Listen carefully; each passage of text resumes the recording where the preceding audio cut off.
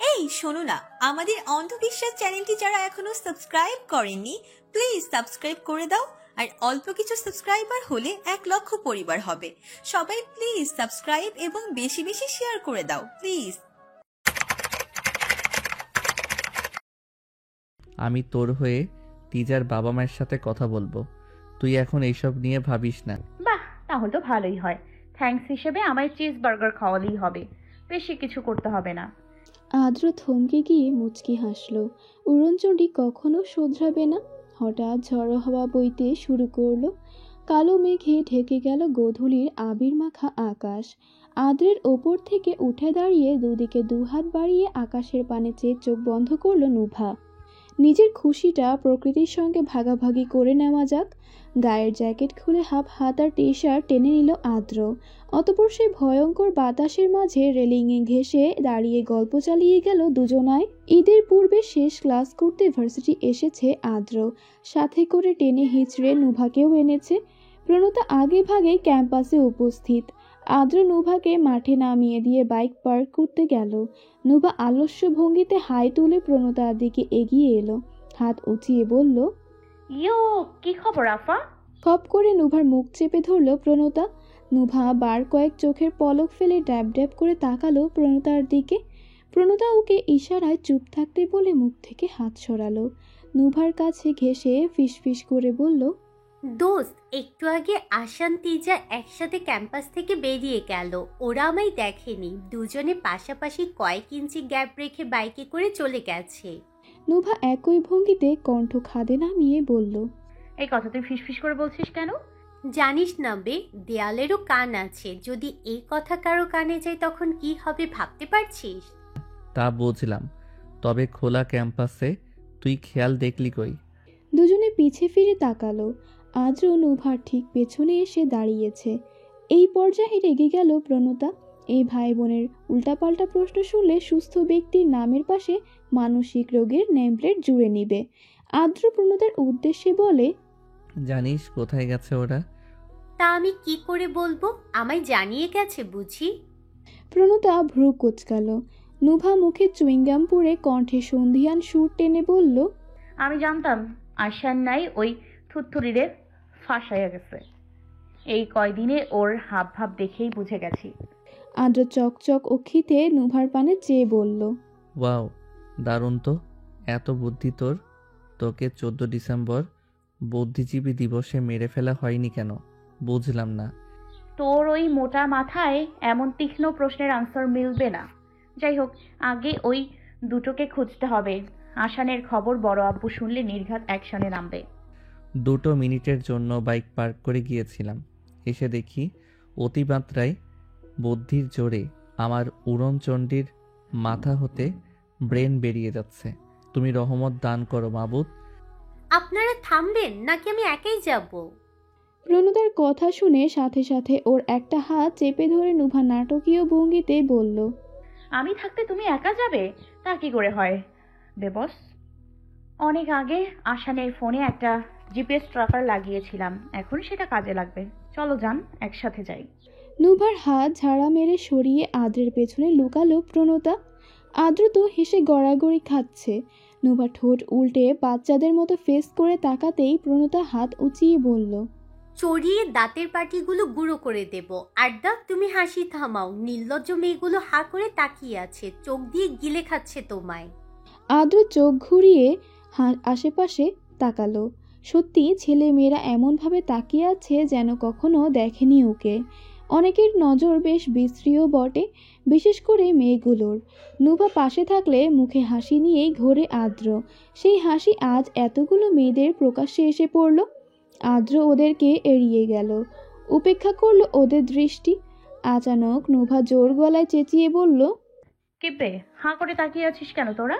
এখানে কি মিষ্টি নিয়ে বসে আছি নাকি সকালে ব্রাশ করে আসিসনি, এখন ব্রাশ করিয়ে দিতে বলছিস? আমি পারতাম না এসব। অন্য কোথাও যা তোরা। আর তুই জলদি মুখ বন্ধ কর, না হলে তোর বোয়াল মাছের মতো মুখের ভেতর পুরো ক্যাম্পাস ঢুকে যাবে। মুখটা তো ব্ল্যাক হোলের চেয়ে কোনো অংশে কম না। উপস্থিত সবাই নুভা আর আঙুল তাক করা মেয়েটার দিকে তাকালো, কিন্তু সে লজ্জা পাওয়ার বদলে রেগে মেগে অস্থির। নুভা একদম পাত্তা দিল না, গটগট করে বেরিয়ে পড়ল ভার্সিটি হতে। ওর পিছু পিছু দৌড়ে গেল প্রণতা। আদ্র এক নজর সেই রেগে যাওয়া মেয়েটার পানে চেয়ে বলল, আমি সাবধান করে দিলাম, ওর সাথে লাগতে যাবেন না, লাইভ হেল করে দেব। এক ক্যাফেতে মুখোমুখি বসে আছে আসান তিজা। দুজনের মাঝে পিনপত নীরবতা। সম্মুখে মাথা নিচু করে বসে থাকা মেয়েটার জন্য মায়া হচ্ছে আসানের। মা ছোট থাকতেই মারা গেছে, এরপর বাবা দ্বিতীয় বিয়ে করেছে। অধিকাংশ ক্ষেত্রে ন্যায় এখানেই একই সমস্যা। সৎ মা একদম সহ্য করতে পারে না তিজাকে, তার পেছনেই এক আনাও খরচ করে না সে। বাবা ও মায়ের ইশারায় নাচে। স্কলারশিপ প্রাপ্য হওয়ায় এই নামি দামি ভার্সিটিতে পড়াশোনা করার সুযোগ পাচ্ছে সে। হাত খরচের টাকার জন্য দু একটা টিউশনি করতো, সেখান থেকে একজনের বাবার বদলি হওয়ায় শহর ছেড়ে যাচ্ছে। তিজা মূলত আজ নুভার কাছে টিউশনির জন্য সাহায্য নিতে এসেছিল। পথে আসানের সাথে তৃতীয়বারের মতো সাক্ষাৎ ঘটে। আগ বাড়িয়ে তিজা সেদিনের জন্য ওকে ধন্যবাদ জানায়। অতঃপর কথায় কথায় অজান্তে নিজের দুঃখের কাহিনী আসানকে বলে দেয়। তিজার কাছ থেকে তার পরিবারের বর্ণনা শুনে ওর জন্য খুব কষ্ট হচ্ছে আসানের। এই কষ্ট লাঘবের দায়িত্ব নিতে আহ্বান জানাতে ইচ্ছে করছে। সে তো আজ এসেছিল তিজাকে তার মনের কথা জানাতে। একদিনের পরিচয়, অতঃপর দূরত্ব আসানকে বুঝিয়েছে তেজা নামক এই রমণী তার অজান্তে তারই মনে প্রণয়ের বীজ বপন করেছে। সেই বীজ চারা গাছ হতে এখন ভালোবাসার গাছে রূপ নিয়েছে, কিন্তু এখন সঠিক সময় নয়। মেয়েটা অনেক কষ্টে আছে, তার উচিত ওকে জান প্রাণ দ্বারা সাহায্য করা, কিন্তু কিভাবে? আসান তিজার ঠিক উল্টো দিকের টেবিলে মুখ লুকিয়ে বসে আছে আদ্র, নুভা এবং প্রণতা। যখন থেকে এসেছে ওদেরকে চুপ করে বসে থাকতে দেখেছে। এখন নিস্তব্ধ পরিবেশে বোরিংনেস কাজ করছে নুভার মাঝে। এই পর্যন্ত ডজন খানেক বার হাই তুলেছে সে, কিন্তু আদ্র এবং প্রণতা মনোযোগ সহকারে ওদেরকে আড়ালে পর্যবেক্ষণ করছে। নীরবতার নিরবচ্ছিন্ন করে নুভা বলে উঠল, উফ, আমার তো ভালো লাগতেছে না ওগো মধ্যে এমন কাওয়া সাইলেন্স। আর কতক্ষণ থাকবো? এই আসার না চুপ কইরা বইসা আসছে কেন? ওই কি বইসা থাকার লেগে এখানে আইছে? আর থুতথুরিটাই ফ্লোরে কি দেখতেছে বুঝলাম না। প্রণতা তর্জনী উঁচিয়ে নুভার কণ্ঠ রোধ করলো, ধীর গলায় বলল, আর একটু ধৈর্য ধর, দেখে তো মনে হচ্ছে কেউ কিছু বলেনি এখনো। আদ্র নড়ে চড়ে বসে সন্তর্পণে বলল, তোদের কি মনে হয় আসান প্রপোজ করতে এসেছে, তাও আবার এমন সাদামাটা ভাবে? জানি না তো আড্ডা, একটু পরেই আসল তথ্য বেরিয়ে পড়বে। এখন শুধু অপেক্ষার পাল্লা। নুভা, তুই প্লিজ চুপচাপ। পাশে তাকাতেই প্রণতার চোখ আটকে গেল। বড় বড় চোখ করে আদ্রের পানে তাকাতেই সে বলল, এতক্ষণ ট্রেলার দেখে সহ্য হয়নি, তাই সোজা পিকচার রিলিজ ডেট জানতে চলে গেছে। চট করে সামনে তাকালো প্রণতা। ততক্ষণে নুভা চেয়ার টেনে আসান তিজার মাঝে বসে পড়েছে। চোখের পলক ফেলতেই নুভার মুখোমুখি চেয়ারে বসলো আদ্র। আসান ভাই বোনের পানে চেয়ে রইল। এরা হুটহাট কোত্থেকে আবিষ্কার হয় আল্লাহ মালুম। আসান ঘাড় ফিরিয়ে তাকিয়ে প্রণতাকে দেখে তার উদ্দেশ্যে বলল, তুই কিসের অপেক্ষায় আছিস? প্রণতা কাচুমাচু করতে করতে এগিয়ে এসে নুভা তিজার মাঝে থাকা চেয়ারে বসলো। আদ্র পায়ের উপর পা তুলে গম্ভীর মুখে শুধায়, ঘটনা কি? তিজা চোখ তুলে এক নজর সবার দিকে তাকালো। আসান ফোঁস করে নিঃশ্বাস ছেড়ে বলল, একটা প্রবলেম হয়েছে, ত্রিজার আর্জেন্ট টিউশনের প্রয়োজন। অবাকের রেশ টেনে কথাটা প্রণতা বলে উঠল। টিউশনি? আদ্র নুভা একে অপরকে দেখে আসানের পানে তাকালো। ওদের তীক্ষ্ণ দৃষ্টি দেখে একে একে সব খুলে বলল আসান। পুরো কাহিনী শুনে নুভার চোখ মুখ লাল বর্ণ ধারণ করেছে। সে কিছুটা হলেও ধরতে পারছে তিজার পরিস্থিতি। নিজেও এর চেয়ে কম কিছু ফেস করছে না। নিজের আব্বু আম্মুর কাছে তার কোনো মূল্য নেই। তাদের পুরো পৃথিবীটা জুড়ে শুধু টাকা পয়সা, ধন দৌলত, ব্যবসায় এবং সফলতা।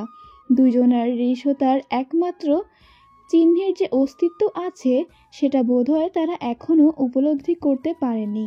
অথচ দীর্ঘ 20 বছর পেরিয়ে গেছে নুভার জন্মের।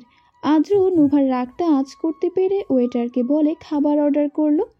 আদ্র আসান দুজনের কাছেই টিউশনি আছে, তবে সেগুলোর সময়কাল সন্ধ্যার পর, আর তিজাকে আসরের আজান দেওয়ার পরপরই বাড়িতে থাকতে হয়, না হলে আরেক তুলকালাম বাধায় তার সৎ মা। তা সবার ভাবনার মাঝে হুট করে প্রণতা বলে উঠল, আমার কাছে স্টুডেন্ট আছে, আর হয়তো সে দিনের বেলায় পড়বে। ওয়েট, কথা বলে দেখি। প্রণতা ফোনে কল বসিয়ে উঠে গেল। তিজা চাতক পক্ষীর ন্যায় একরাশ আশা নিয়ে তাকিয়ে রইল সেদিকে। এর মাঝে ওয়েটার খাবার নিয়ে এসে পড়ল।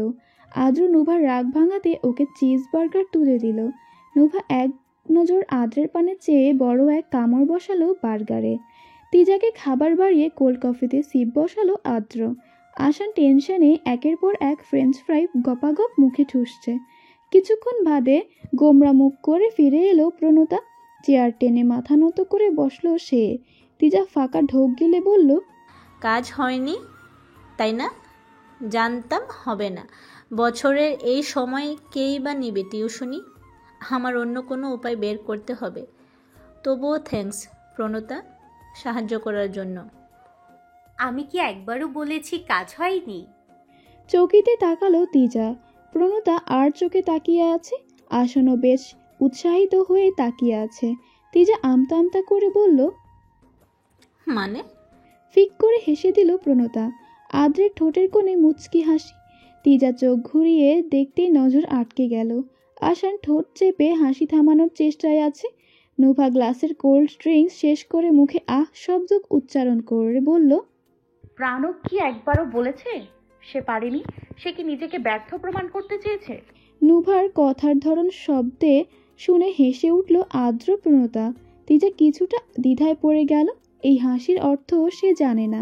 আসান বলল, ছাত্রী হয়তো বাসায় অপেক্ষায় আছে। ত্রিজা, খেদে প্রাণতাকে নিয়ে বেরুক। হাই হানি। প্রণতার কণ্ঠ মাঝপথে থেমে গেল। আনসের আধ ঘুমন্ত ভাব কেটে গেছে প্রণতাকে দেখে। পাশে ভ্রু কুচকে তাকিয়ে আছে তিজা। এমনই প্রকট হলো অনু এবং তার মা মধু। মধু মিষ্টি হেসে বললেন, এসেছো প্রণতা, এসো ভিতরে এসো। আনুস, দরজা ছেড়ে দাঁড়া। দরজা ছেড়ে ভিতরে চলে গেল। প্রণতা আর তিজাকে ড্রয়িং রুমে বসিয়ে বাহারি নাস্তার আইটেম টি টেবিলে পূর্ণ করলেন মধু। প্রণতা বারবার বাধা দিলেও তিনি থামলেন না। ওদেরকে জোর করে খাইয়ে তারপর আসল কথায় আসলেন।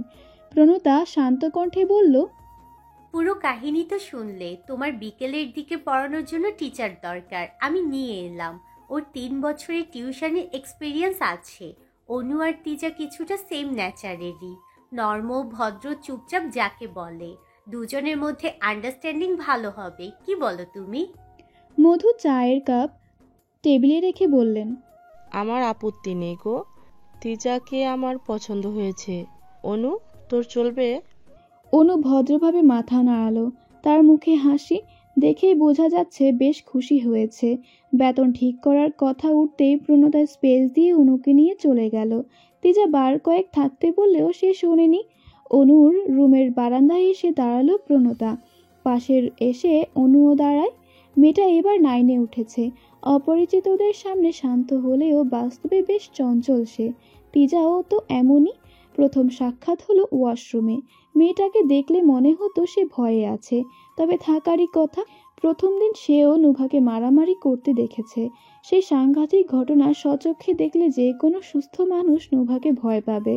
আর নুভার সাথে থাকার সূত্রে তিজাও তাকে ভয় পেত। কত বছর পর বন্ধু সংখ্যা 2 হতে 3 হয়েছে জানা নেই, অথচ পরিবর্তনটা সুন্দর। ভাবনার মাঝে হঠাৎ অনু আবদার জুড়ে দিল। সে মিহিক সুরে বলল, প্রণতি, আমার মনটা আজ ভীষণ ভালো।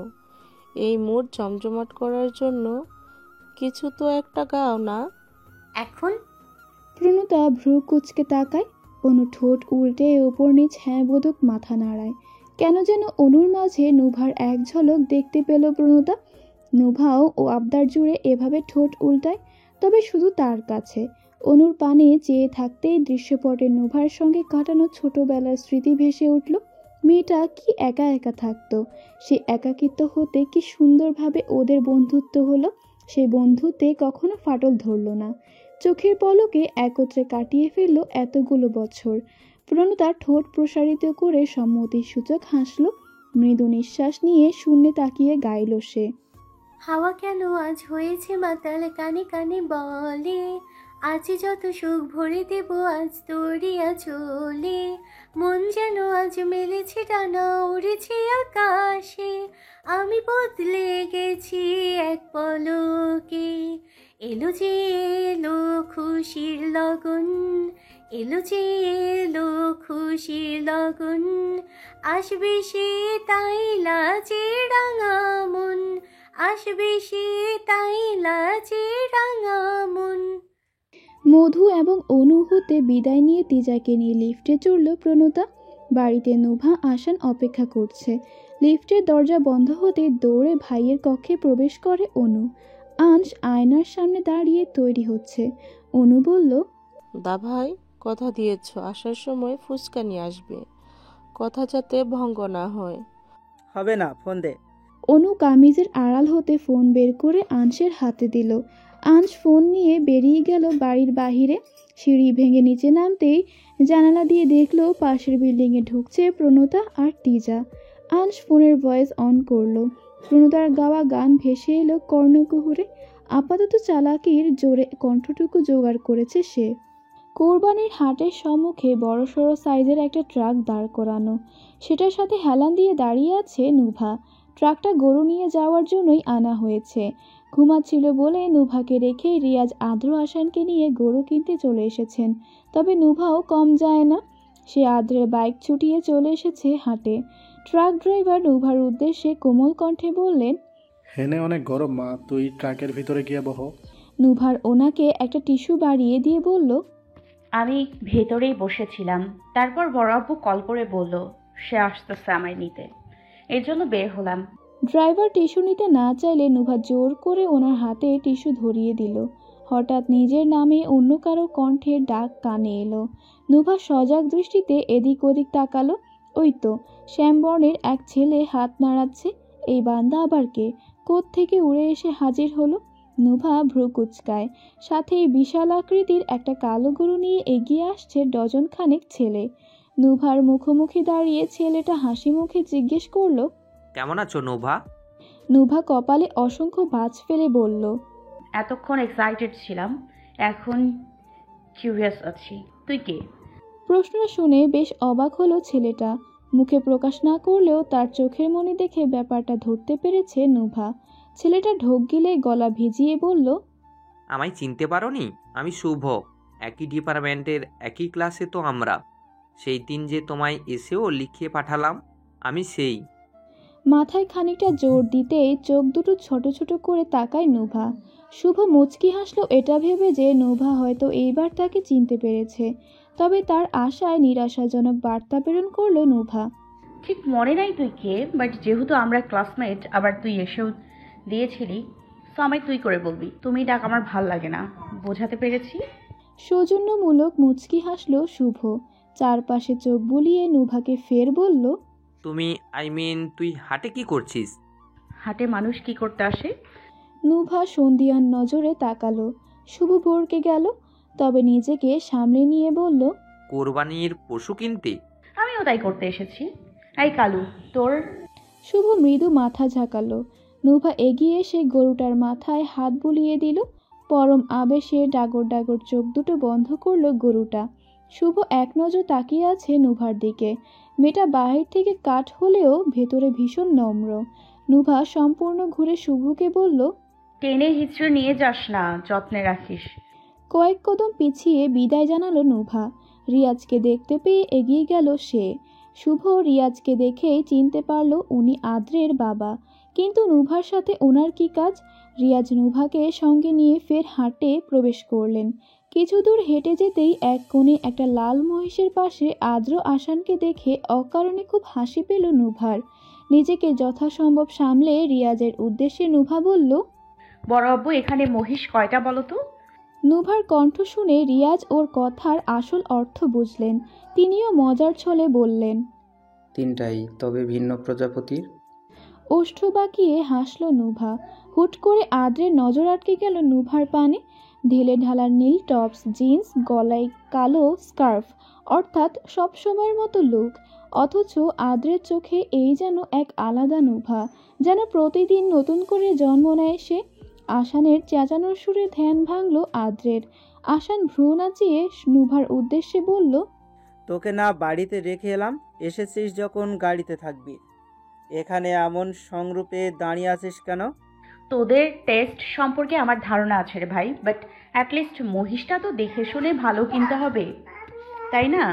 ফিক করে হেসে উঠলেন রিয়াজ। প্রথমত জমজমাট হাটে ছোট বোনকে শাসাতে গিয়ে নিজের অপমান হলো, তার উপর নিজের বাবা শুদ্ধ হাসছে এই কাহিনীতে। বাদবাকি সম্মানটুকু পাঞ্চার হওয়ার সুযোগ দিল না আসান। সদ্য কেনা মহিষ কিছু লোকজনের সাহায্যে সাথে করে হাট ছাড়ল সে। পর্যায়ক্রমে আরেকটা মহিষ কিনে সেটাকে নিয়ে ট্রাকের উদ্দেশ্যে গেলেন রিয়াজ। এইবার পালা নুভার জন্য ছাগল কেনার। প্রতি বছর নুভার পছন্দের একটা ছাগল ও কেনা হয়। আদ্র আর নুভা ঘুরে ফিরে হাটে ছাগল খুঁজতে লাগলো। এক প্রকার চিরুনি তল্লাশি বললেও ভুল হবে না। প্রতিটি ছাগল নিখুঁতভাবে খুঁটিয়ে খুঁটিয়ে দেখছে নুভা। আদ্র বিক্রেতার কাছে ছাগলের ব্যাপারে তথ্য বের করছে।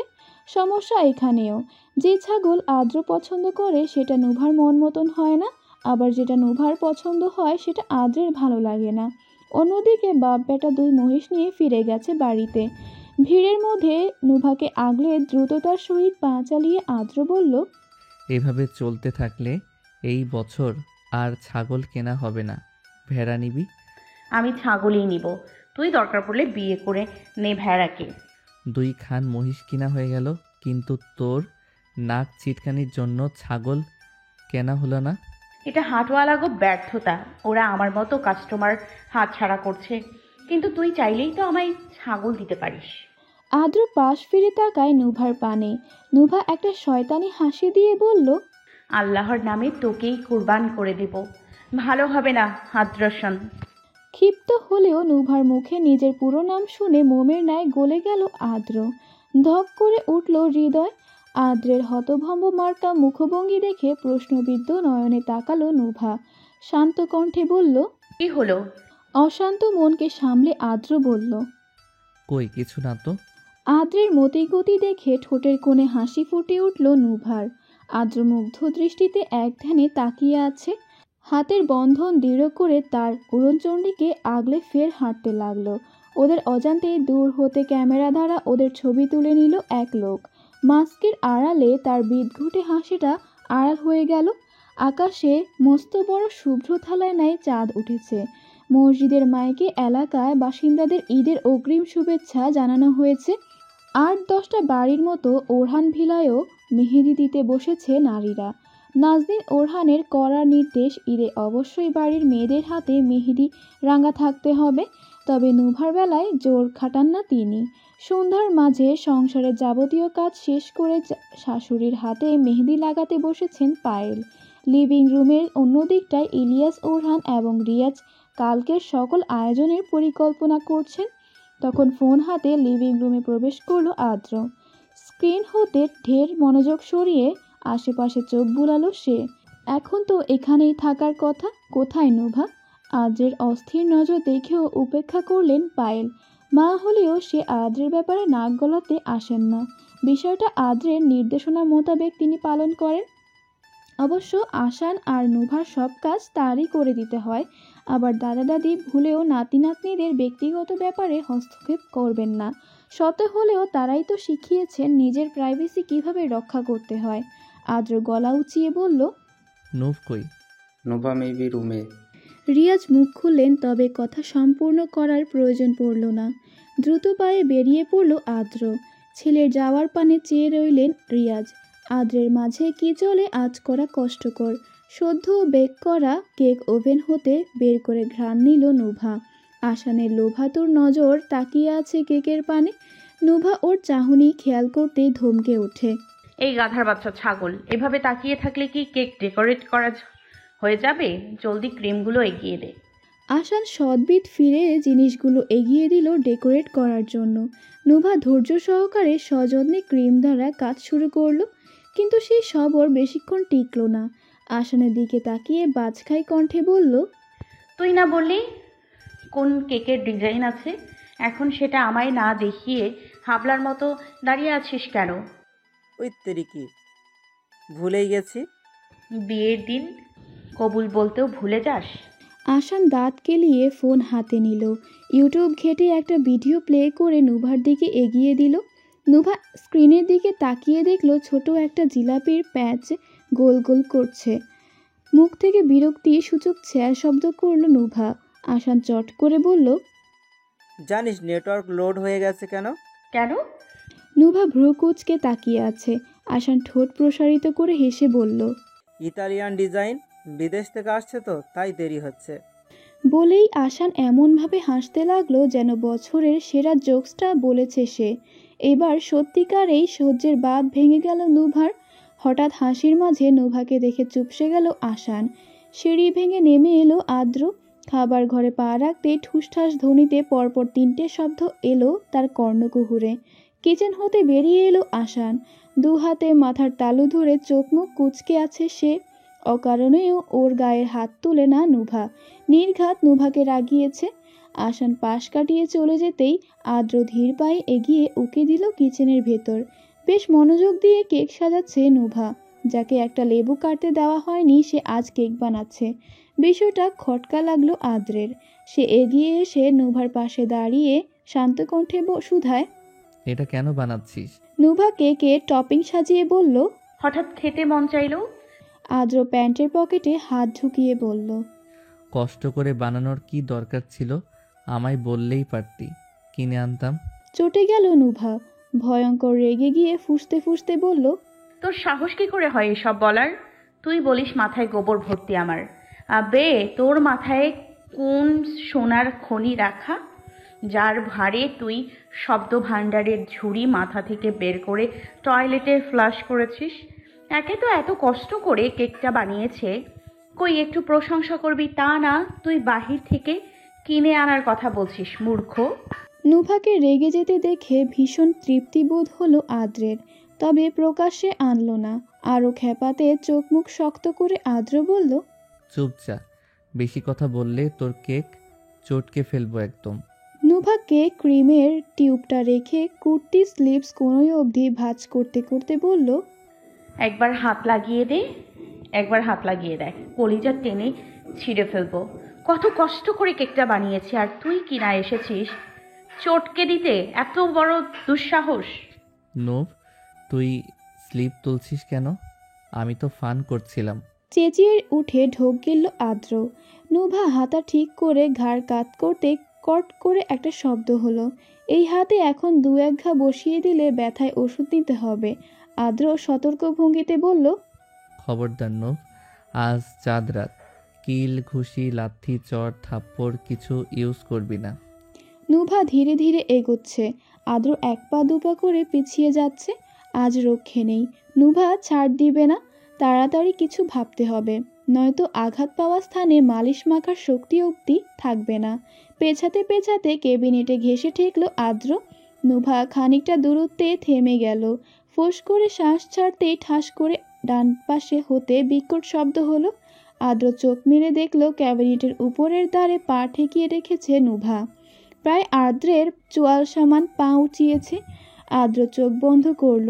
আল্লাহ জানে কোন পাগলা কুত্তার কামড় খেয়ে এই মেয়েকে তাইকোয়ান্দো শিখিয়েছিল। নিজেকে এই ধিক্কার জানাচ্ছে আদ্র। গত বছর আজকের দিনে তুই বাস স্ট্যান্ডের পাশে নতুন বেকারি থেকে একটা কেক এনেছিলি। তোকে না জিজ্ঞেস করেই আমি খেয়ে ফেলেছিলাম সেটা। আর তুই রাগ করে টানা 3 ঘন্টা কথা বলিসনি আমার সাথে। হাতে টাকা সময় দুটো থাকলেও আমার নিজে বানাতে মন চাইছে, এর জন্য কেকটা তোর জন্য বানিয়েছি। নুভা পা নামিয়ে ফের কেকের সামনে গিয়ে দাঁড়ালো। আদ্র স্থির দৃষ্টিতে তাকিয়ে আছে নুভার পানে। এই গরমে এসব ভেজাল মার্কা কাজ করতে এসে ঘেমে গেছে মেয়েটা। বিন্দু বিন্দু ঘাম ছড়িয়ে আছে পুরো মুখশ্রী জুড়ে। সেই কেকের কাহিনীটি ভোলেনি আদ্র। তার জন্য নুভার হাত কেটে গিয়েছিল সেদিন। তাই ওর মন ভালো করতে কিছু কিনতে বেরিয়েছিল আদ্র। কেকটা নুভার জন্যই এনেছিল। শুধু চেয়েছিল ওকে পাশে বসিয়ে সে নিজে খাইয়ে দেবে। তবে নুভা সেই ব্যান্ডেজ করা হাতে কেক খাওয়ার রেগে গিয়েছিল আদ্র। মনোযোগ দিয়ে এখনও কেকটা ডেকোরেট করছে নুভা। দেখতেও ঠিক সেই কেকটারই মতো। নুভা কেকের উপর ক্রিম দিয়ে নাম লিখতে যাবে তার পূর্বেই গলার নিচে বলিষ্ঠ একটা হাত জড়িয়ে হ্যাচকা টান দিল। শক্ত কিছুর সাথে গিয়ে ঠেকল নুভার পিঠ। দুই হাতে জড়িয়ে পেছন হতে নুভার মাথায় কপাল ঠেকালো আদ্র। সব সময় বেশি করে ফেলি না উড়নচণ্ডী, চেষ্টা করব কষ্ট না দিয়ে তোকে বিরক্ত করতে। ফিক করে হাসল নুভা। না চাইতেও এই ছেলের জন্য নিজের গম্ভীর খোলস ছেড়ে বেরিয়ে আসতে হয়। নুভা নিজের মাথার উপর ঠেকানো আদ্রের মাথার হাত রেখে বলল, অনেক চিনি মিশিয়েছি, খাবি এই অস্বাস্থ্যকর কেকটা? তুই কলিজা ছিঁড়ে ফেলবি, না খাই কিভাবে? খিলখিল করে হেসে উঠল নুভা। মন মাতানো হাস্যধ্বনি কর্ণগোচর হতেই পরম আবেশের সহিত চোখ বন্ধ করল আদ্র। নুভার অজান্তেই ওর মাথায় অজস্র ছোট ছোট চুমু বসিয়ে দিল সে। কলিং বেলের শব্দে দৌড়ে গিয়ে দরজা খুলে দিলেন পার্বতী। নুভাকে দেখে চেঁচিয়ে উঠলেন তিনি। প্রণতা ড্রয়িং রুমের টিভি দেখছিল। হঠাৎ মায়ের চিৎকার শুনে হকচকিয়ে গেল সে। তবে মাথা কাজ করতে সে ফের বসে পড়ল সোফায়। এদিকে চোখের কোণে হতে কাজল নিয়ে নুভার কানের পিঠে ছুঁয়ে দিলেন পার্বতী। শাড়ির আঁচল মুখে চেপে ধরে কান্না মিশ্রিত কণ্ঠে বললেন, চোখের পলকেই বড় হয়ে গেলি তোরা। 2 দিন বাদে বাড়িটা খাকা করবে তোদের ছাড়া। আজীবন তোদের কাছে রাখার আবদার করবেই বাকে। কেন মেয়ে হয়ে জন্ম নিলি রে? ঈদের সকালে এলাম, কই একটু কোলাকুলি করবা? তা না, তুমি ইমোশনাল ডায়লগ ছাড়ছো। মেনে নিতে পারলাম না পারু। যাই হোক, ধরো এই পুটলিটা, তোমার হাতের তাজা মাটন কারি খাবো। পার্বতীকে দুটো পলি ব্যাগ ধরিয়ে নুভা ড্রয়িং রুমের দিকে পা বাড়ালো। রান্নাঘরে এসে কণ্ঠে আহ্লাদে সুর টেনে পার্বতী বললেন, প্রকৃতির এক টুকরো আভা উড়ে এসেছে আমার কুঠিরে। যেতে পারবে কি সেই কন্যার মনে প্রণয়ের কলি ফুটিয়ে? প্রণতাকে গোমরা মুখে বসে থাকতে দেখে অবাক হয় নুভা। খটকা লাগলো তার। প্রতিবার ঈদের দিন তো সে বেশ খেজে গুজে থাকে। প্রণতার গায়ে কুঁচকে থাকা টি শার্ট আর প্লাজো, তার মানে ঘুম থেকে উঠে পোশাক পাল্টায়নি সে। কিছু কি হয়েছে? এমন অগোছালো হয়ে আছে যে?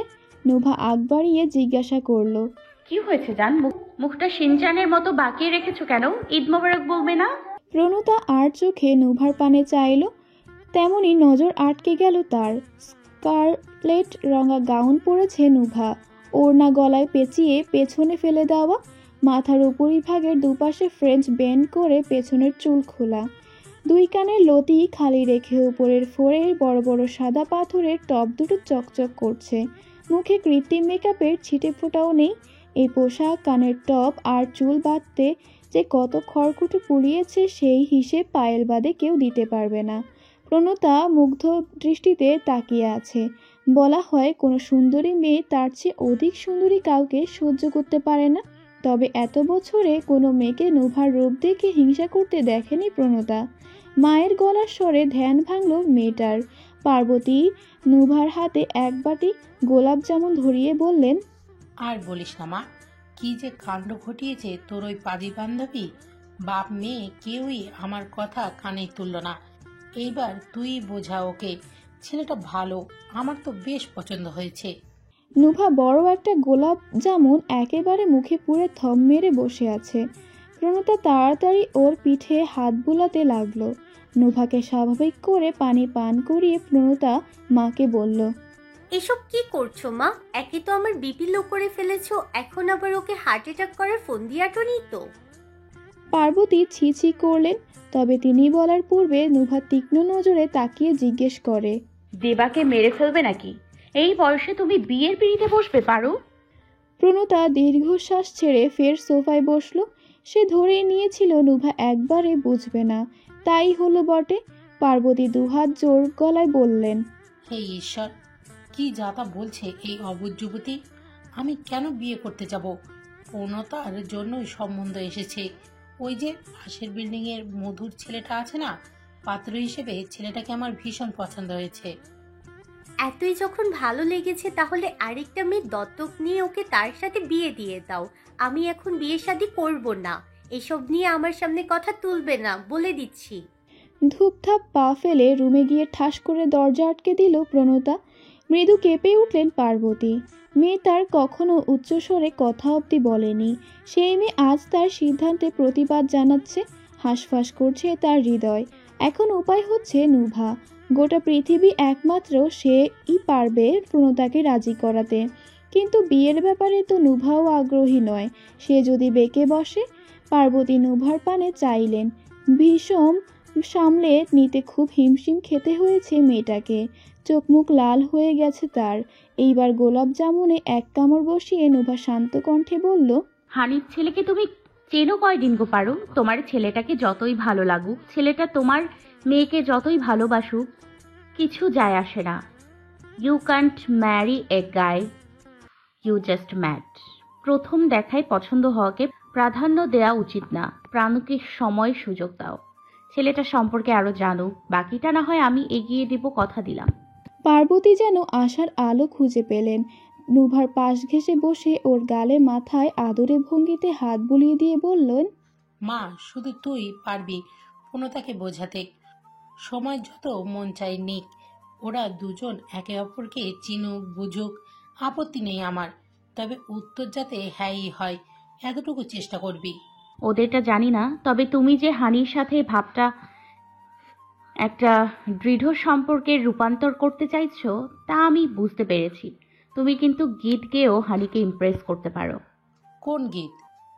উৎফুল্ল নয়নে তাকালেন পার্বতী। টি টেবিলের ওপর কাচের বাটিটা রেখে নুভা উঠে দাঁড়ালো। মুখের মিষ্টান্ন গিলে জোরে নিঃশ্বাস নিল সে। ফ্রেশ হয়ে ওয়াশরুম থেকে বেরোতেই তেজ শব্দে আপনা আপনি কানে হাত চলে গেল প্রণতার। আওয়াজ যেন আরও বৃদ্ধি পেল। চোখ মুখ কুঁচকে কানে হাত চেপে দরজা খুলল প্রণতা। সম্মুখে দৃশ্য দেখতেই হাঁ হয়ে গেল সে। স্টিলের থালায় চামচ দ্বারা সুদ তুলে গান ধরল নুভা। Hey you listen to me, you will be my বিয়ান। জানো তুমি, তোমার বড় ছেলের সঙ্গে কনের আমার বিয়ে দিব। ভাবতে থাকি রাত জেগে, দুজনেই পাশাপাশি বাসা বাড়িতে থাকি। শুভ কার্যে দেরি কিসে? ও মধু, ও মধু, আমার বর বাবু তোমার বৌমা। ও মধু, ও মধু, শর্তে রাজি থাকলে পণ্ডিত ডাকো, দিন তারিখ ঠিক করো, আত্মীয়দের লিস্ট বানাও, পাড়াপড়শি ভুলে যেও না, সেন্টার ভেন্যু বুক করো, শপিং টপিং সেরে ফেলো, হানিমুনের কথা ভেবো না। নুভা থালা চামচ ধরা দুহাত দুদিকে বাড়িয়ে শাহরুখ খানের সিগনেচার পোজ দিল। হাসতে হাসতে সোফায় গড়াগড়ি খাচ্ছেন পার্বতী। এত সুন্দর লিরিকের এমন দশা করবে জানলে কখনো নুভাকে গাইতেন দিতেন না তিনি। তবে এই লিরিকটা মন্দ লাগেনি। প্রণতা চোখ মুখ শক্ত করে দাঁড়িয়ে আছে। এমন জঘন্য লিরিকে গীত করার অপরাধে নুভার কণ্ঠনালী কেটে ফেলতে মন চাইছে তার। আজ ঈদ বলেই তো ছাড় দিল প্রণতা। বলিষ্ঠ হাতের থাপ্পড় খেয়ে দূরে ছিটকে গিয়ে পড়ল শুভ। তবে এতে ক্ষান্ত হলো না সম্মুখে থাকা ব্যক্তি। আশেপাশে ক্ষতবিক্ষত রক্তাক্ত অবস্থায় ছড়িয়ে ছিটে পড়ে আছে আরও কয়েকটা ছেলে। টেনে হিঁচড়ে শুভকে ফের সেই ব্যক্তির সামনে হাজির করল দানব আকৃতির দুজন মানব। শুভ মাথা নত করে দাঁড়িয়ে আছে। তার ঠোঁটের কোণে হতে সরু দ্বারায় রক্ত গড়িয়ে পড়ছে। ব্যক্তিটি গম্ভীর কণ্ঠে শুধালো, তোকে জোর করেছে কাছে ঘেঁষতে? শুভ ডানে বামে মাথা নাড়ালো। সাথে সাথে ওর বুকে লাথি মারল ব্যক্তিটি। মেঝেতে মুখ থবড়ে পড়ে শুভ। কপালের ডান পাশ অনেকটা কেটে গেছে। সেখান থেকে চুইয়ে চুইয়ে রক্ত ঝরছে। রক্তিম চোখে তাকিয়ে ব্যক্তিটি ফের বলল, কথা বলার অনুমতি নিয়েছিস? শুভ পুনরায় না বোধক উত্তর জানাতেই ওর ঘাড় চেপে ধরল ব্যক্তিটি। ব্যথায় চিৎকার করার জোরটুকু নেই, তবুও কাঁপা কাঁপা গলায় বহু কষ্টে শুভ বলল, এবারের মতো মাফ করে। কথা শেষ হওয়ার পূর্বেই শুভর গলায় পা চেপে ধরে ব্যক্তিটি। একটু নিঃশ্বাস নিতে ছটফট করতে লাগলো শুভ। তার আপ্রাণ চেষ্টা চালানোর মাঝে এমন একটা ছেলে এসে হাজির হলো। সেই ঘটনাক্রম উপেক্ষা করে শ্রদ্ধার সহিত ব্যক্তিকে সালাম জানিয়ে শান্ত কণ্ঠে বলল, দুঃখিত ভাই, ইটস ইমার্জেন্সি। শুভর গলা হতে পা নামিয়ে শটান হয়ে দাঁড়ায় ব্যক্তিটি। ছেলেটাকে সে জোর গলায় বলল, খাতির যত্নে কমতি হলে তোর হায়াত কমবে। কিঞ্চিত থেমে আশেপাশে তাকিয়ে ফের বলল, তোরা এত মনোযোগ দিয়ে আমার কথা কি শুনছিস? পেটা শালারে। সেই দানব পুরুষগুলো যেন এই আদেশের অপেক্ষায় ছিল। তারা দেদারসে মারতে লাগলো শুভ আর অজ্ঞান হয়ে পড়ে থাকা ছেলেগুলোকে। এক পলকে সেদিকে তাকিয়ে গটগট করে বেরিয়ে গেল সেই ব্যক্তি। গাড়িতে উঠে বসে গাড়ি স্টার্ট দিল সে। হঠাৎ পকেটের ভাইব্রেট মোডে থাকা ফোনটা বিপ করে উঠল। স্ক্রিনে আব্বু লেখাটা দেখে কানে ইয়ারপড গুঁজে ফোন রিসিভ করে সে। অপর পাশ হতে এক কঠোর কণ্ঠেও ভেসে উঠল তার কর্ণকুহরে। ঈদের সকালে কোথায় গায়েব হয়ে গেলা আর্দ্র? কত কাজ পড়ে আছে, সেসব মাথায় আছে? যেখানেই থাকো এক্ষুনি বাড়িতে ফিরে এসো। নিজের মতো এক পক্ষে কথা সেরে কল কেটে দিলেন রিয়াজ ওরহান। ফোনটা পাশের সিটে ছুঁড়ে চোখ বন্ধ করল আদ্র। তবে শুভ এবং তার বন্ধুদের পরিকল্পনা মাথায় চাড়া দিতেই রাগের চোয়াল শক্ত হয়ে গেল তার। সেদিন নাম্বার পাওয়ার পর রাতে নোভাকে কল করেছিল শুভ। তখন নোভাকে পড়তে বসিয়ে ওর ফোন ঘাঁটছিল আদ্র। রাত প্রায় 12টা নাগাদ পেরিয়েছে। এত রাতে কল দেওয়ায় স্বাভাবিক ঠেকেনি আদ্রের কাছে। তবে কিছুদিন হতে নোভার পিছু করেছে কিছু ছেলে। ওদের মাঝে দুজনকে ধরে উত্তম মধ্যম দিতে ট্যাপ রেকর্ডারের মতো গড়গড় করে সব উগলে দিয়েছে। এদের মূল উদ্দেশ্য ছিল নোভাকে শুভর প্রেমে ফাঁসিয়ে পালিয়ে বিয়ে দেওয়া। যেহেতু শুভ ও নোভাকে পছন্দ করত, তাই এই শর্তে রাজি হতে দেরি করেনি ওরা। তবে ওরা জানতো না নোভা আদ্রের কাজিন। এইসবে যে কোনো শত্রুর পরিকল্পনা, সে বিষয়টা আঁচ করতে পেরেছে আদ্র। আর এর মূল কারণ হচ্ছে ওরহানদের বদনাম করা। অজান্তেই তার সন্দেহ গিয়ে ঠেকল দুজন ব্যক্তির ওপর। শ্যামাই রান্না করছে বারিশ। ঈদের সকালে মিষ্টিমুখ করা সুন্নত, না হলে এখন ভুলেও কিচেনে পা রাখত না সে। যাই হোক, মায়ের বকুনি খাওয়ার চেয়ে শ্যামাই খাওয়া ঢের উত্তম। মায়ের কথা মাথায় আসতেই ফোন বেজে উঠল তার। দুধ জাল দিতেই বসিয়ে কল রিসিভ করলো বারিশ। সেই সাথে চোখের দৃশ্যপটে ভেসে উঠল মা পদবি পাওয়া এই ভদ্রমহিলার মুখশ্রী। বারিশ বলল, ঈদ মুবারক মা, কেমন আছো? ঈদ মুবারক। আলহামদুলিল্লাহ ভালো আছি, তুই কেমন আছিস? কি আমি আল্লাহর রহমতে ভালো আছি। করছিস তুই? মিষ্টি মুখ করেছিস? এই তো সেমাই ভাজা শেষ, এখন দুধ জ্বালিয়ে বসিয়েছি। তোর খুব কষ্ট হয় না সেখানে? ফিরা এখানে। আজ তুই বাড়িতে থাকলে কখনোই লন্ডন ছেড়ে যেত না বিদিশা। তোর দুঃখে বেচারি প্যারিসে পড়ে আছে। সব উলট পালট করেছিস তুই। বারিশ ঠোঁট কোণে হালকা হাসি ঝুলিয়ে বলল, বিদিশা নিজের ক্যারিয়ার করতে প্যারিসতে থাকে মা, খুব বেশি দূরে না তো। ফ্লাইটে উঠলে 2 ঘন্টায় পৌঁছে যাওয়া যায়। আর রইলাম আমি, বলেছি না কাজটা শেষ হলে এসে পড়বো। মাত্র 2 মাস হলো এসেছি। এখনই অস্থির হয়ে পড়লে বাকি 5 বছর কিভাবে কাটাবে? 5 বছর থাকা লাগবে না বাপু, তুমি শীঘ্রই ফিরে এসো। তোর বাবা তো প্রশ্নই করে, ছেলে কবে ফিরবে? আমি উত্তর না দিতে পারলে বলে আমি তোকে আশকারা দিয়েছি। তুই বল, আমি বলেছিলাম তোকে বাংলাদেশে ফিরতে? বারিশ জবাবে কিছু বলতে যাবে তখনই কলিং বেল বেজে উঠল। চুলা বন্ধ করে ফোনে হাতে দরজা খুলে বারিশ। বাজার সদাই বুঝিয়ে দিয়ে প্রস্থান করলো ডেলিভারি ম্যান। দরজা লাগাতে যাওয়ার পূর্বেই পরিচিত কণ্ঠ ভেসে এলো কর্ণে, আটকে দিয়ে না, আমি আগে ভেতরে আসি, গোস্ত বিতান করি। সুদূর প্রবাস হতে কলে ছেলের বাড়িতে মেয়ের কণ্ঠস্বর শুনে চমকে ওঠেন সাহারা। ওনার পাশে কাপ হাতে বসে আছেন বাহার সাহেব। কফিতে চুমুক দিতেই ভুলে গেছেন তিনি। এদিকে বারিশ অবাক নয়নে তাকিয়ে আছে দরজার সম্মুখে থাকা রমণীর পানে। এ যেন স্বয়ং সদ্য ফোটা লাল গোলাপ এসে হাজির, যার কাটা ঘায়ে নয় বরং আখিতে উপস্থিত। সেই নীলাভ চোখ দুটো হৃদয়ের গভীরে ঘায়েল করতে ব্যস্ত। বারিশের চমকানো ভঙ্গি দেখে নুবা গলা ছেড়ে বলল, স্যার প্রাইভেট পড়তে আসেনি, আজ ঈদের খুশি বিলাস করতে এসেছি। May I come in? বিনা বাক্যে সরল মনে দরজা ছেড়ে দাঁড়ায় বারিশ। অনগোয়িং কলে মায়ের পানে চেয়ে ইশারায় পরে কথা হবে জানিয়ে কল কেটে দিল সে। ইতিমধ্যে নুভা চারপাশ দেখা বাদ রাখেনি, যে ঘুরে ফিরে বাড়ির প্রতিটা কোণা দেখছে। ড্রয়িং রুমের সাথে অ্যাটাচ ডাইনিং এবং কিচেন, দুটো বেডরুমের একটা বন্ধ। নুভা আন্দাজে হিসেব করে নিল বাড়িতে 3টে ওয়াশরুম। বাজারপত্র কিচেনে রেখে বারিশ নুভাকে জিজ্ঞেস করলো, হঠাৎ ঈদের দিনে তুমি কোত্থেকে এলে? নুভা চোখ ঘুরিয়ে বারিশের পানে স্থির দৃষ্টিতে তাকালো। আফসোস মিশ্রিত কণ্ঠে বলল, টার্গেট তো ছিল প্রাণকে নিয়ে তিজার বাড়ি যাব, কিন্তু আমার আশায় পানি ঢেলে আসান চলে গেল তিজার বাসায়। আমার বাড়িতে সকলে নিজেদের কাজে ব্যস্ত। আদ্র সকাল থেকে লাপাত্তা, আর প্রাণের মুড তেমন একটা ভালো না, তাই আমি ঘুরতে ঘুরতে একাই এসে পড়েছি। বুঝলাম তোমার কাজকর্ম নেই বলে চলে এসেছো। যাই হোক, ছুটির হোমওয়ার্ক করেছো? নুভার দিকে শ্যামাই বাড়িয়ে দিল বারিশ। নুভা কাচের বোল হাতে নিয়ে সোফায় বসে বলল, আপনি আমার অ্যাসাইনমেন্ট চেক করেছেন? ধরা হয়নি, আবার অন্য স্টুডেন্টসদের অ্যাসাইনমেন্টও চেক করতে হয়। করা হয়নি, আমার জন্য প্রফেসরদের হোমওয়ার্কও করতে হয়। বারিশ বাংলা পাঁচের ন্যায় মুখ বাঁকালো। নুভা নিশ্চিত মনে শ্যামাই খাচ্ছে। মেয়েটা যে কেন এমন ঘাটতারামি করে ভেবে পায় না বারিশ। নুভা গ্লাস হাতে নিয়ে পানি পান করে বলল, কয়েকটা বেস্ট টুরিস্ট স্পটের নাম বলুন তো, আমার পক্ষে চুজ করা পসিবল না। তোমার ঠিক করা স্পটে তো ভার্সিটি ট্রিপে নিয়ে যাবে না, এটা পুরোপুরি কর্তৃপক্ষের সিদ্ধান্ত। চমকে তাকায় নুভা, ভ্রু কুচকে শুধায়, হোয়াট ননসেন্স? কবে ট্রিপ? কেন, ঈদের সপ্তম দিন? বিস্ময়ের হাঁ করে তাকিয়ে আছে নুভা। রাশভারী রূপে ফিরে এলেও সেই দৃষ্টিতে তাকিয়ে থাকতে পারল না বারিশ। দ্রুত নজর সরিয়ে নিল সে। রোজকার ন্যায় চিৎকার চেঁচামেচির শব্দে ঘুম ভাঙল ওরহানদের। গতকাল ঈদের কাজকর্মে বেশ ধকল গিয়েছে এক একজনের শরীরের উপর, তাই বেলা হয়ে যাওয়ার পরেও কারো ঘুম ভাঙেনি। তবে এই চিল্লাফালায় শয্যা ছেড়ে উঠতে বাধ্য হলো সবাই। ঘুমে ঢুলতে ঢুলতে রুম থেকে বেরিয়ে এলেন রিয়াজ, পায়েল।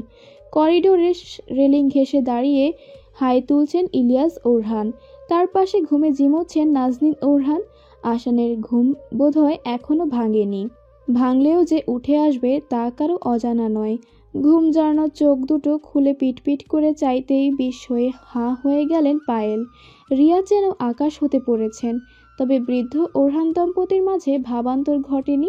লিভিং রুমের সোফায় আধশোয়া হয়ে বসে আছে আদ্র। তার পেটের উপর এলোপাথারি কিল ঘুষি দিয়ে যাচ্ছে নুভা। রাগে চোখ মুখ রক্তের ন্যায় লাল বর্ণ ধারণ করেছে। রিডি করে কাঁপছে সারা শরীর। অন্যদিকে আদ্র নিজেকে বাঁচানোর জন্য বৃথা সাফাই গাইছে এবং নুভার মার হতে নিজেকে রক্ষা করছে। কিন্তু নুভাকে সামলাতে না পেরে ওর দুহাত পেছনে চেপে ধরল আদ্র। রাগে গর্জে উঠে ছটফট করতে লাগলো নুভা। ওর হাত চেপে ধরে শোয়া থেকে উঠে বসলো আদ্র। জগিং থেকে ফিরতেই বাঘের ন্যায় হামলে পড়ে নুভা তার উপর। মুখে কিছু না বলে হাতাহাতি শুরু করলে এক পর্যায়ে তা ভয়ঙ্কর মারামারিতে পরিণত হয়। আদ্র পাল্টা আক্রমণ না করে নিজের প্রতিরক্ষায় ব্যস্ত ছিল, কিন্তু এখন নুভাকে না থামালে হিতে বিপরীত ঘটত। নুভা ছাড় পাওয়ার জন্য হাত পা ছোড়াছড়ি করছে, কিন্তু লাভের লাভ কিছুই হচ্ছে না। এতক্ষণ দস্তাদস্তি করায় শক্তি ফুরিয়ে গেছে ওর। তার উপর আদ্রের পুরুষালী বলের কাছে পেরে ওঠা দুষ্কর। আদ্র এক হাতে নুভার হাত চেপে অন্য হাতে গাল চেপে মুখ উঁচু করল। রাগ যথাসম্ভব নিয়ন্ত্রণ করে আদ্র গম্ভীর কণ্ঠে বলল, ছটফট করা বন্ধ কর ডুব। সাত সকালে কি হয়েছে তোর? এত ক্ষেপে আছিস কেন? নুভা কটমট করে চাইল আদ্রের পানে। নীলাভ চক্ষুদয় রক্তিম বর্ণ ধারণ করেছে। দাঁতে দাঁত চেপে চিবিয়ে বলল নুভা, তুই জানিস না কি করেছিস? জানলে তোকে জিজ্ঞেস করতাম। ঝাড়া মেরে আদ্রের বন্ধন হতে নিজেকে ছাড়িয়ে উঠে দাঁড়ায় নুভা। রাগে গজগজ করছে সারা গা। ধৈর্যের শেষ সীমানা অতিক্রম করে ফেলেছে আদ্র।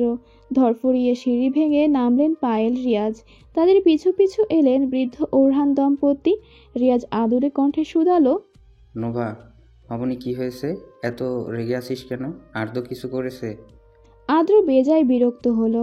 সে কিছু করুক বা না করুক, সবাই সব সময় তার ঘাড়ে আগে দোষ ফেলে। নুভা অত্যাধিক পরিমাণ রাগ প্রকাশ করে বাজখাই কণ্ঠে বলল, কি না করেছে জিজ্ঞেস করো বড়াব্বু। তোমার ছেলের জন্মগত বদ অভ্যাস হয়ে গেছে সব সময় আমার কাজে বা হাত ঢোকানোর। এর প্রফিট হচ্ছে আমার আশাকে নিরাশায় রূপান্তর করা। আচ্ছা, কি এমন পুণ্যের কাজ এটা যে ওর আমার মুড খারাপ করতেই হবে? এই অপদার্থ খুব ভালো করে জানে আমি কতটা এক্সাইটেড ট্যুরের জন্য। ও আগে থেকেই জানতো সেম দিন তারিখে আমাদের ভার্সিটি থেকে ট্রিপে নিয়ে যাবে। তবুও সব জানার সত্ত্বেও ব্যাপারটা গোপন করেছে। চটভঙ্গিতে উঠে দাঁড়িয়ে নুভার দিকে এগিয়ে আদ্র বিস্ময়ের সহিত বলল, কি বলছিস এইসব? বিশ্বাস কর, আমি কিছুই জানি না। আমি তো। বাক্য খতম করতে দিল না নুভা। আদ্রের পানে তর্জনী তুলে সে বলল, খবরদার নাটক কম করবি। 4 বছর হতে সেই ইউনিভার্সিটি পড়ছিস, অথচ সেখানের অ্যাক্টিভিটি সম্পর্কে জানবি না বললেই আমি বিশ্বাস করে নিব? মগের মুল্লুক পাইছিস? তুই সেখানে পড়া সত্ত্বেও আমার কেন বাইরের কারোর কাছ থেকে এইসব জানতে হবে? আসলে সব জানতি তুই। ইউনিভার্সিটির অ্যাক্টিভিটি স্কিপ করা সম্ভব না জেনেই তুই আমার ট্যুরের প্ল্যান করতে হেল্প করেছিস, যাতে সময় মতো আমায় বাস ধরিয়ে দেওয়া যায়। কথাগুলো আমি কাল রাতেই তোকে জিজ্ঞেস করতাম, তাও ইন প্রাইভেট, কিন্তু সারা দিনের ধকলে তুই ক্লান্ত ছিলি বলে কিছু বলিনি। সকালে উঠে দেখি তুই চলে গেছিস জগিংয়ে। তখন ফোন কল করতে গিয়ে দেখলাম তুই ইউনিভার্সিটির ট্রিপে নিজের নাম তো দিয়েছিসই, সাথে আমার আর আসানের নামও আছে। এর মানে কি দাঁড়ায় সেটা বোঝার জন্য আমার আলাদা জ্ঞান অর্জন করতে হবে না। তুই পরিকল্পনা করে সব করেছিস।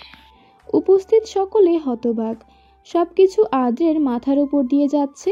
হ্যাঁ, সে ট্রিপে নাম দিয়েছে, কিন্তু সে তারিখ খেয়াল করেনি। একবার সেদিকটায় চোখ বুলালে ভুলেও নাম দিত না আদ্র। নুভা লম্বা শ্বাস ফেলে আদ্রের মুখোমুখি হয়ে ধীরে সুরে বলল, আমি বুঝি না, আমায় খুশি দেখলে কি তোর জ্বলে? খুব কষ্ট হয় তোর? তা না হলে কেন আমার ছোট ছোট আনন্দগুলো এভাবে ছিনিয়ে নিস? আমি তো কখনো তোর এনজয়মেন্টে হস্তক্ষেপ করিনি। তুই গভীর রাতে বাইক রেস ছেড়ে চুপি চুপি বাড়ি ফিরিস, আর আমি তোর জন্য রাত জেগে অপেক্ষা করি গেট খুলে দেওয়ার জন্য।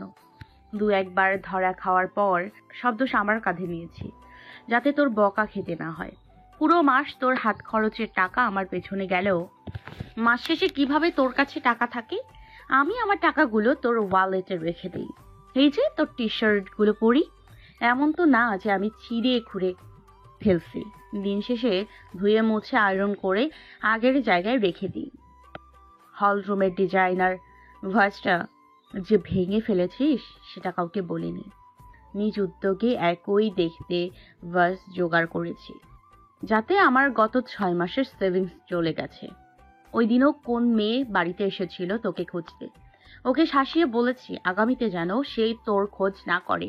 এমন আরো কত মেয়েকে ওয়ার্নিং দিয়েছি, হিসেব নেই। তোর ভুলগুলো আমি ঢেকে দিলে এর বদলতে কিছু খেতে চাই, নয়তো বলি আমার হোমওয়ার্কগুলো করে দে।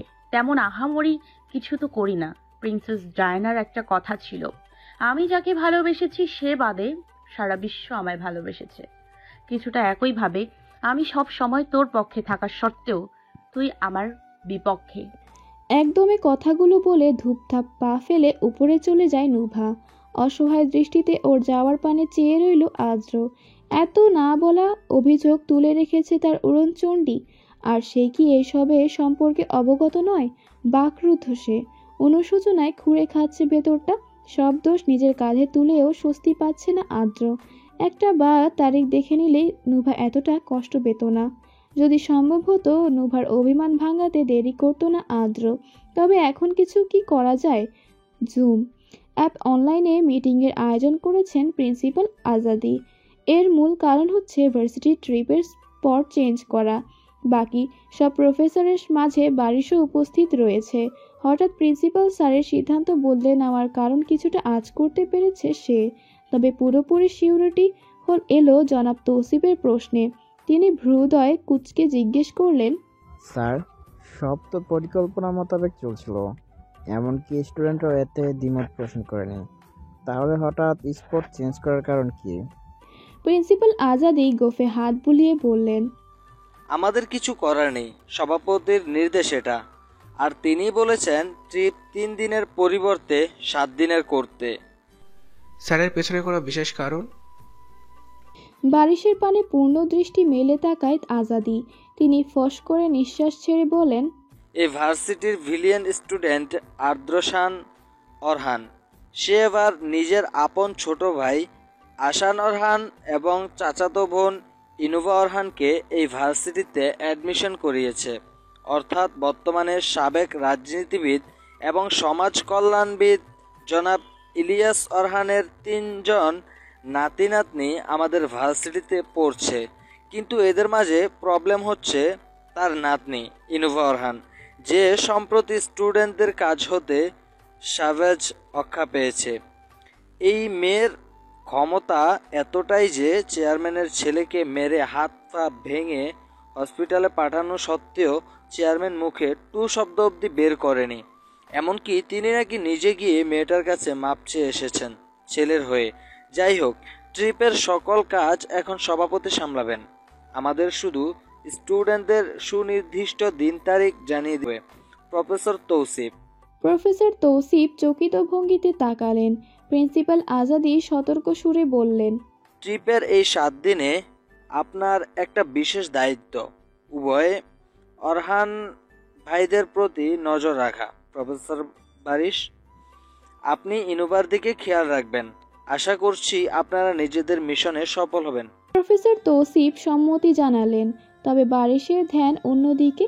শুরুতে সে ভেবেছিল নুভাকে জব্দ করতে হলে আদ্রের প্রয়োজন পড়বে, কিন্তু এখন মনে হচ্ছে আদ্রকে হাত করতে চাইলে নুভাকে বাদে সক্ষম হওয়া অসম্ভব। তবে গতকাল নুভার সাথে কথা বলে এতটুকু বোঝা গেছে নুভা রাগী হলেও কাছের মানুষের কাছে খোলা বই। আর নুভার কাছের জন হচ্ছে আসান প্রণতা। তবে সেই খাতায় এখন তিজাও নাম লিখিয়েছে। গভীর নিস্তব্ধ রাত, ঘড়ির কাঁটা দুটো ছুঁই ছুঁই। আদ্র ধীর গতিতে রুম থেকে বেরিয়ে নিচে নেমে এলো। আশেপাশে কোনো কাকপক্ষী অবধি জেগে নেই, সকলে নিজ নিজ কক্ষে ঘুমাচ্ছে। সেই যে সকালে নুভা রাগ করে রুমে গিয়েছে, সারাদিনই বের হয়নি। ডাকাডাকি করেও লাভ হয়নি। দুপুরে ওর জন্য খাবার টেবিল অনেকক্ষণ যাবৎ অপেক্ষা করেছে সকলে, কিন্তু সে ভুলেও কক্ষের দরজা খোলেনি। বলতে গেলে পুরোটা দিন আহার ছাড়া কাটিয়েছে সে, তাই আদ্র খাবার মুখে তোলেনি। ফ্রিজ খুলে মুরগির তরকারি দেখে ফোঁস করে নিঃশ্বাস ছাড়ল আদ্র।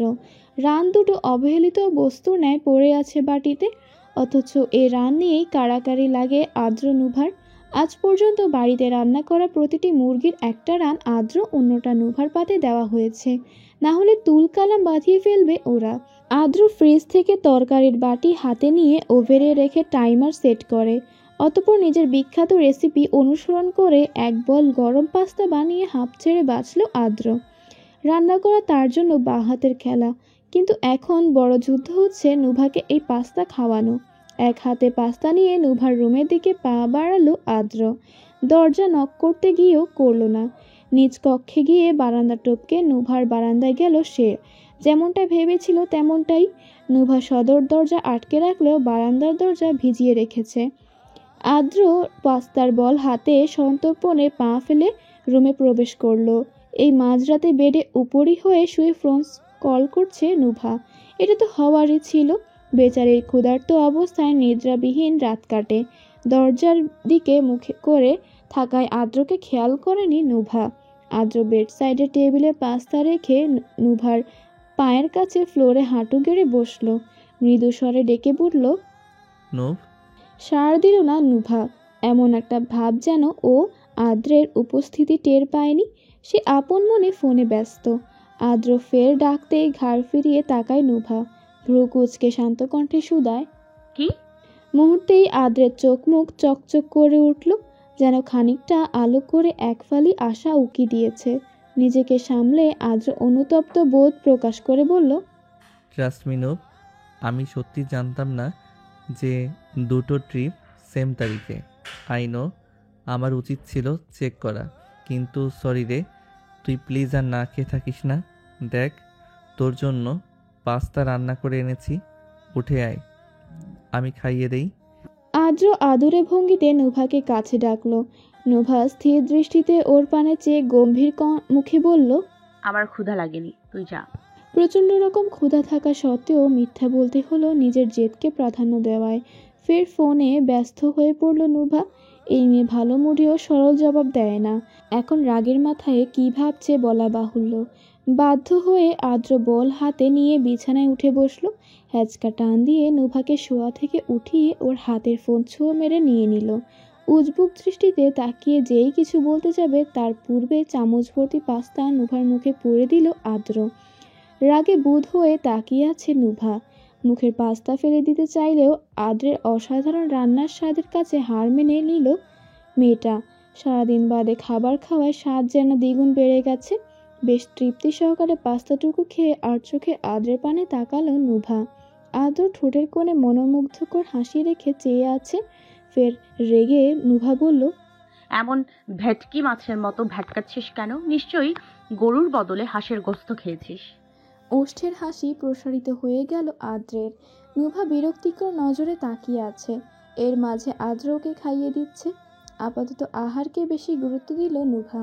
খেয়ে দেহে না হয় কোমর বেঁধে ঝগড়ায় নামা যাবে।